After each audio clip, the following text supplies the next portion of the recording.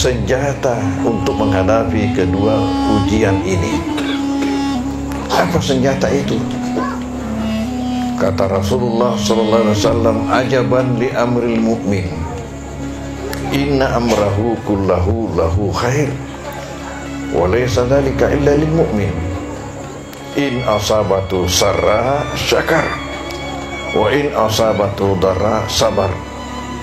In asabatu sarra syakar fakana khairan lah, wa in asabatu darra sabar fakana khairan lah. Assalamualaikum warahmatullahi wabarakatuh. Waalaikumsalam warahmatullahi wabarakatuh. Bismillahirrahmanirrahim. Alhamdulillahilladzi khalaqal mauta wal hayata liyabluwana ayyuna ahsanu amala. Wassalatu wassalamu ala sayyidina Muhammadin nabiyina wa rasulina wa ala alihi wa ashabihi a'immatina wa qudwatina.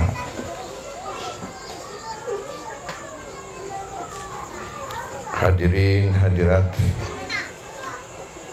Majelis Tazkiratul Maut rahimakumullah.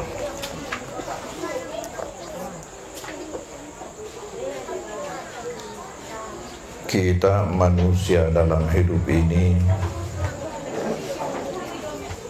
mempunyai keinginan, yaitu bahwa dalam hidup kita ini kita tidak akan menemukan hal-hal yang menyusahkan kita, hal-hal yang menyedihkan kita. Namun kekuasaan Tuhan terhadap hambanya tidak demikian. Ternyata di dalam hidup ini kita harus bersiap menghadapi cobaan-cobaan dan ujian-ujian dari Tuhan.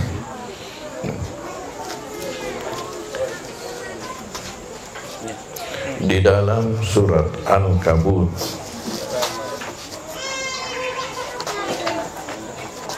ayat 1 sampai 3,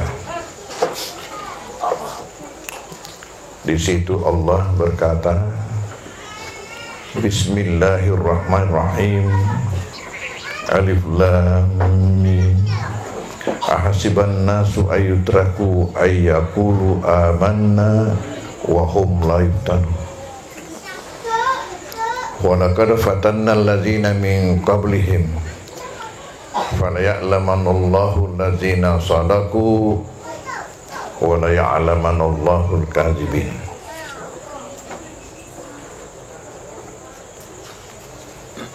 Di dalam surah ini Allah memulai dengan alif lam mim, kemudian mengatakan ahasiban nasu ayyutraku ayyaqulu amanna wa hum la yuftanun. Apakah manusia itu mengira setelah mengaku sebagai orang beriman lalu mereka itu tidak diuji? Walaqad fatanna alladzina min qablihim. Sungguh kami telah menguji umat-umat sebelum mereka. Fala ya'lamanallahu alladzina sadaqu, padahal Allah Maha tahu siapa di antara mereka itu yang benar di dalam pengakuannya. Wa la ya'lamanal kadzibin, dan Allah Maha tahu siapa yang dusta. Ayat ini menegaskan kepada kita bahwa kita ini sebagai orang beriman harus tetap siap untuk menghadapi ujian-ujian dari Tuhan. Ujian dari Tuhan itu bukanlah untuk Tuhan, supaya Tuhan tahu kualitas seorang hamba, Dia sendiri mengatakan, "Fala ya'lamanallahu allazina shadaku." Allah Maha tahu. Tapi untuk membuktikan di antara sesama hamba siapa yang benar di dalam menghadapi ujian, siapa yang bohong.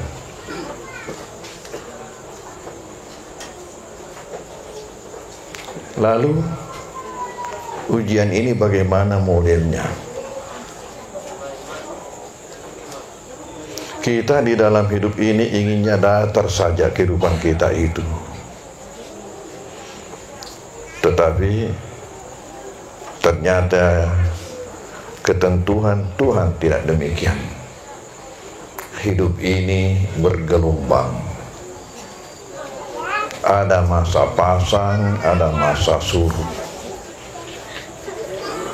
Terkadang kita mendapatkan hal-hal yang menggembirakan kita, yang membahagiakan kita. Di sisi lain, terkadang pula kita menghadapi hal-hal yang menyedihkan kita atau yang menyusahkan kita.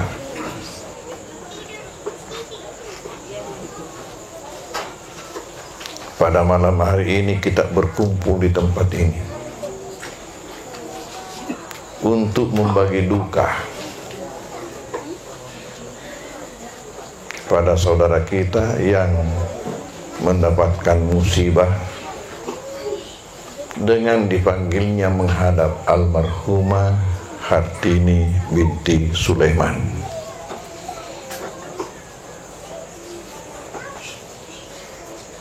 Hal ini tentu membawa duka di dalam hati kita.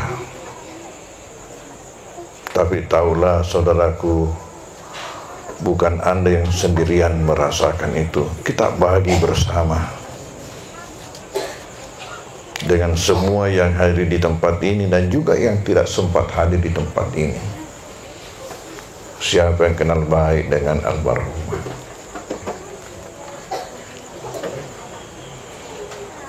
Di dalam surat Al-Anbiya ayat 35, di situ Allah menyebutkan jenis ujian Tuhan, di mana Tuhan berkata, "Kullu nafsin dha'iqatul maut wa nabluukum bisyarri wal khairi fitnah wa ilaina turja'un." Setiap yang mempunyai nyawa itu pasti akan bertemu dengan kematian. Zaikatul maut, pasti akan merasakan. Lalu ingat, wa nabluukum bisyarri wal khairi, kita akan menguji kalian itu dengan hal-hal yang menyusahkan, hal-hal keburukan, wal khairi, dan juga hal-hal yang menyenangkan, hal-hal kebaikan. Jadi rupanya baik kebaikan yang menimpa kita maupun keburukan, baik hal-hal yang menggembirakan kita maupun hal-hal yang menyedihkan dan menyusahkan, ternyata itu semua bernilai ujian dari Tuhan. Bagaimana? Yaitu bagaimana kita menyikapi kondisi yang menimpa kita itu. Bagaimana kita menyikapi apabila kita mendapatkan sesuatu yang menggembirakan? Apakah kita lupa diri atau bagaimana, lupa Tuhan?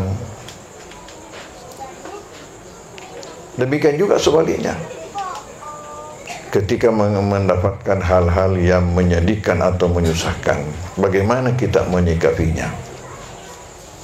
Wa nabluukum bisyarri wal khairi, dan ujung-ujungnya wa ilaina, yang semua kalian itu pasti akan kembali pada kami, dan disitulah kalian akan mendapatkan hadiah daripada hasil ujian kalian.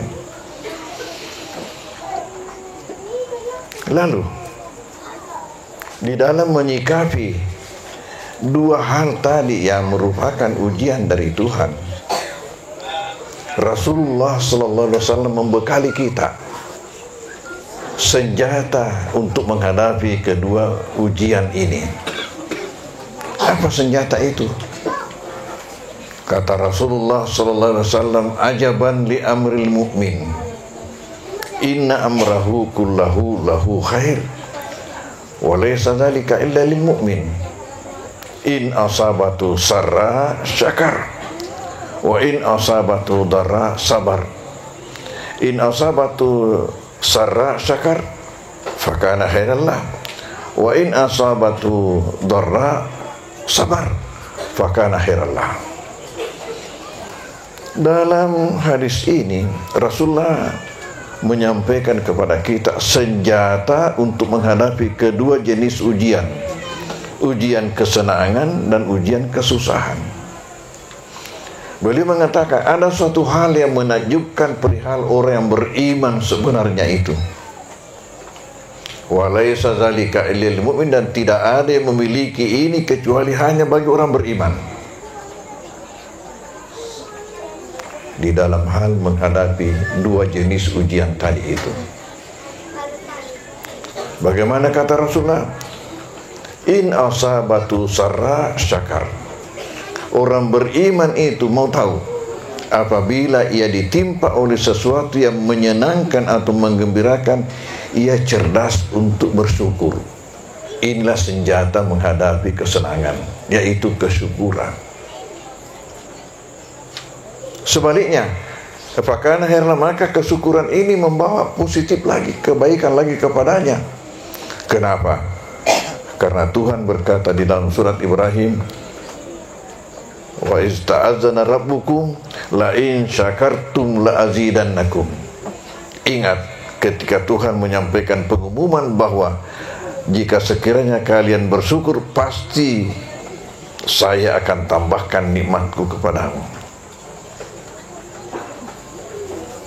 Jadi siapa hamba yang ingin mendapatkan nikmat sebanyak-banyaknya, pandai-pandailah bersyukur ketika mendapatkan suatu nikmat. Karena Allah berkata, kalau kamu pandai bersyukur, saya lebih pandai untuk menambahkan nikmatku kepadamu. Sehingga kesyukuran ini bernilai positif buat orang beriman. Bagaimana pula dengan sebaliknya? Wa in asabatu darra sabar. Tapi apabila ditimpa oleh kesusahan, oleh kesedihan, ia cerdas untuk bersabar. Fakana khairlahu, maka kesabarannya ini bernilai positif lagi baginya. Hadirin hadirat majelis tausiah rahimakumullah, tidak ada suatu agama yang memberikan petunjuk bagi umatnya apabila menghadapi hal-hal macam ini sebagaimana petunjuk dalam Islam. Coba biasanya kita lihat umat lain itu apabila mendapatkan hal seperti ini, maka seperti histeri, tidak ada kendali, karena tidak punya petunjuk. Lalu bagaimana orang beriman itu bisa bersabar? Bersabar ialah ketegaran menghadapi sesuatu yang menyulitkan atau menyusahkan atau menyedihkan kita. Sekarang ini masa corona, ya kita juga hadapi dengan kesabaran, mengikuti protokol kesehatan ya dalam hal-hal yang ditentukan. Saya dengar tadi daripada ketua RW kita bahwa ini ya masih syukur kita di daerah kita ini ya, Kelurahan Peralo ini alhamdulillah belum ada masyarakat kita yang terpapar.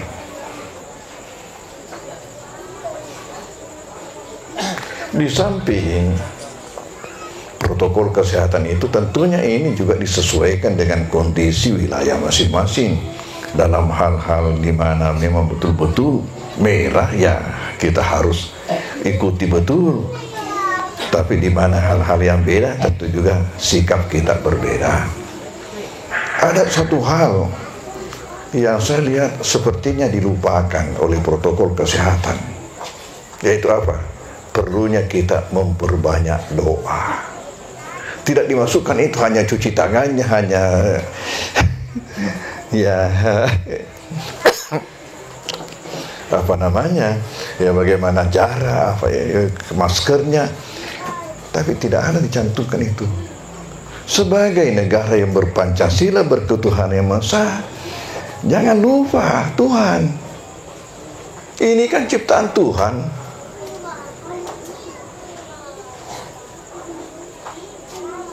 Yusibu bihi may yasha, dia timpakan kepada siapa yang dikehendaki.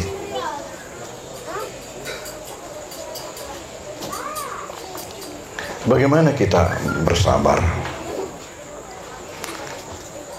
Kekuatan umat Islam yang dikatakan Rasulullah menakjubkan tadi ini, yang tidak dimiliki oleh siapapun juga kecuali hanya orang beriman. Modal untuk bersabar, tegar menghadapi cobaan-cobaan, termasuk kita kehilangan keluarga, orang yang kita cintai, kita harus berpisah. Pertama, ialah kita ini ingat bahwa kita semua ini adalah ciptaan Allah. Betul? Kita semua ini adalah ciptaan Allah. Karena kita ini semua adalah ciptaan Allah, maka berarti kita ini semua adalah milik Allah. Karena kita ini semua adalah milik Allah, berarti Allah berhak untuk mengapa-apakan kita, karena kita ini miliknya. Sama dengan sesuatu benda yang kita miliki, kita berhak bebas untuk mau mengapakan dia. Allah berhak untuk memberikan kepada kita hal-hal yang menyenangkan, sebaliknya juga dia berhak karena dia miliknya. Makanya kalau kita kematian, kita bacakan, kita punya sikap inna lillahi wa inna ilaihi rajiun. Inna, sesungguhnya kita ini, lillah adalah milik Allah. Kembali, ingat, kita ini milik Allah. Wa inna, dan sesungguhnya kita itu ilaihi rajiun, pasti akan kembali kepada pemiliknya. Jadi almarhumah Hartini ini kembali kepada pemiliknya, pemilik yang sebenarnya. Dan kita ini semua akan menyusul. Buktinya, kalau kita ziarah kubur, kita pasti baca doa. Pertama bacakan Assalamualaikum ya ahlal kuburi min diyaril muslimin. Assalamualaikum, keselamatan buat kalian wahai penghuni kubur dari negeri orang muslim. Antum lana sabiqun, antum lana sabiqun, kalian itu adalah pendahulu-pendahulu kami. Boleh dalam bahasa Indonesia, boleh dalam bahasa Makassar. Kalian itu adalah pendahulu-pendahulu kami. Wa inna insyaallah bikum lahikun, dan kami ini insyaallah akan menyusul. Jadi Hartini ini sudah merupakan pendahulu, nah salah suaminya akan menyusul, anaknya akan menyusul, kita semua akan menyusul. Karena apa? Orang mati itu dalam pandang Islam adalah pindah negeri, pindah ke negeri. Andai Gurta Haji Muhammad Ali Aliafi di Jakarta, yang sudah lama beliau itu sakit, mengatakan, semua teman-teman saya sudah di seberang. Semua teman-teman saya sudah di seberang, tinggal saya ini yang masih ada di sini. Kita pindah kampung. Dan di sini tempat kita untuk menyiapkan bekal. Di sana kita nikmati bekal. Nah, bekal apa yang kita siapkan, itu pula yang akan kita nikmati nanti di sana. Kemudian karena kita ini yakin bahwa kita ini siap untuk diapakan oleh Tuhan karena dia miliknya, maka itu tadi, bahwasanya kita ini akan mendapatkan ujian-ujian. Jadi siaplah dengan bekal yang diberikan oleh Rasulullah SAW. Kita mendapatkan kesenangan, ingat untuk bersyukur. Mendapatkan kesulitan, ingat untuk bersabar. Kemudian Bagaimana kalau kita bersabar? Allah mengatakan innama yuwaffas sabiruna ajrahum bighairi hisab. Ingat, bagi orang yang bersabar akan mendapatkan pahala yang tidak ada batas perhitungannya.